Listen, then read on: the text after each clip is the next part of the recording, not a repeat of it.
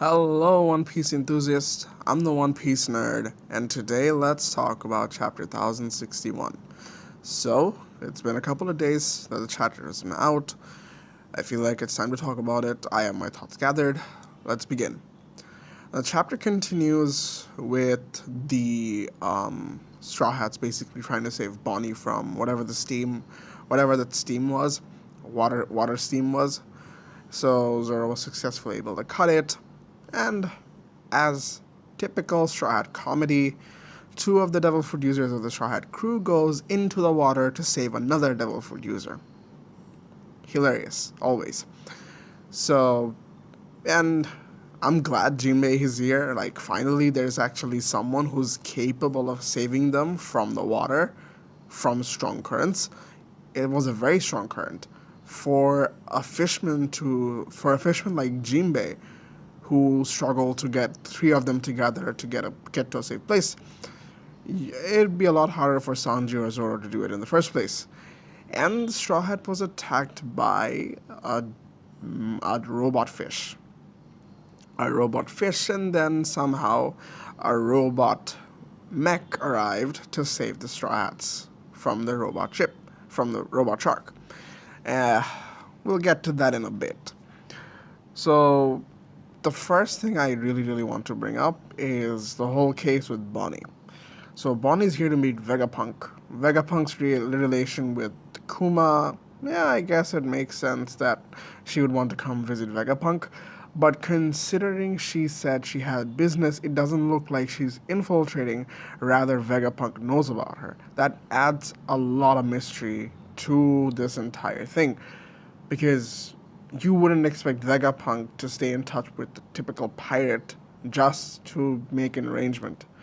Granted, when we meet Vegapunk, spoiler alert, at the end of the chapter, he does look like the kind of person who is not too loyal to the Navy, because look at him doing half-assed stuff with most of the things he does.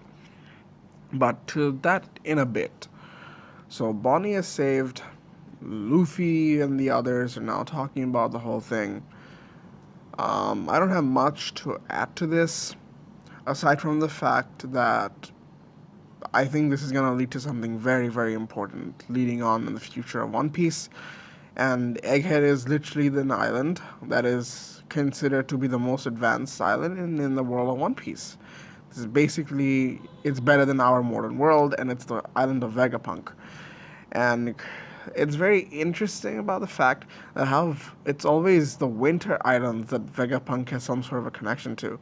Remember, the first place that we saw that was related to Vegapunk was the island where Frankie went to fix himself up. That's where he stayed, that's where he made adjustments, that's where he learned his stuff. So, and then we see Punk Hazard. Technically, Punk Hazard was made from Aokiji fighting with Akainu, but yet again, it's a winter island related to Vegapunk. And finally, we're in Egghead, and Egghead is another winter island where Vegapunk is there. I guess he likes his winter island. Uh, moving past that, uh, I want to address the second issue going on in the chapter, which is Helmeppo talking with the member of Swords in order to save Kobe. That is an issue that has been talked about, that we see some Marines go to Egghead Island to talk about the incident with Kobe.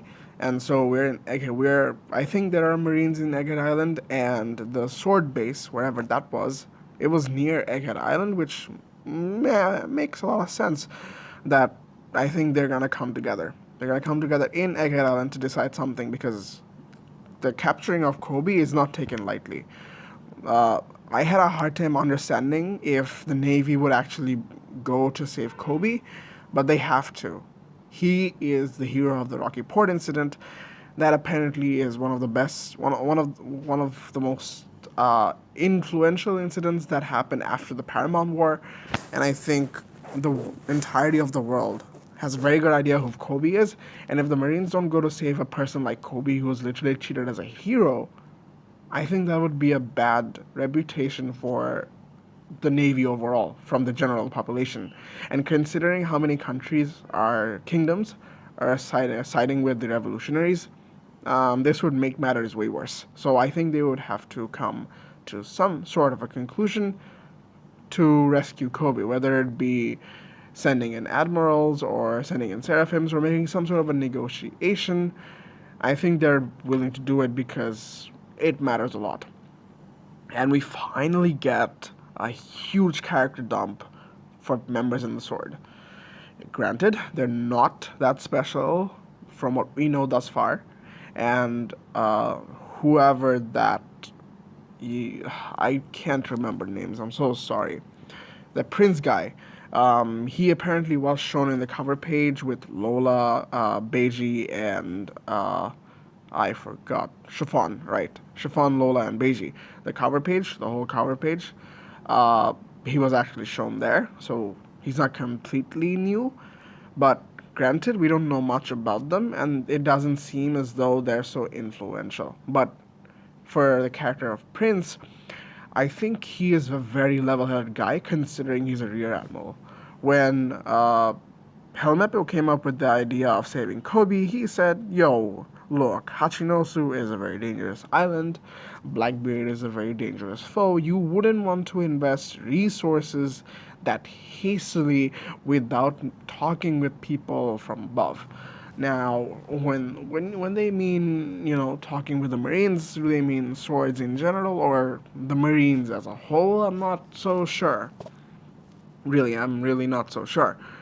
But uh, what I but it seems as though they have some sort of thing in mind. And the whole thing about Egghead, Helmeppo wanted Seraphims to go and to rescue Kobe from Hachinosu.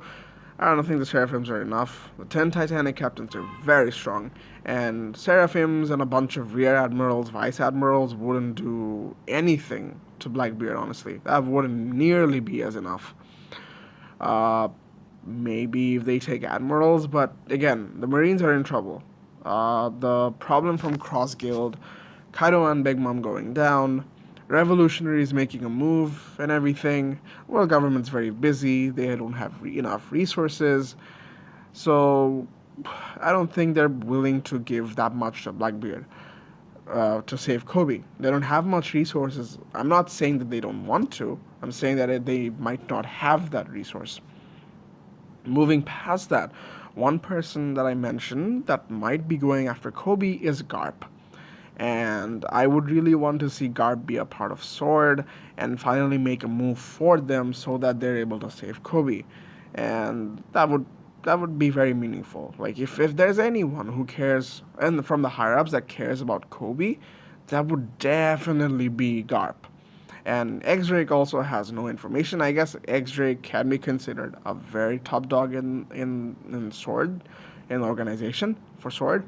They don't have news from him either. He's supposed to be in Wano. We don't have no idea. God knows where he is. But he must be very important for Prince to mention someone like that. We've got no mentions from Garp as well.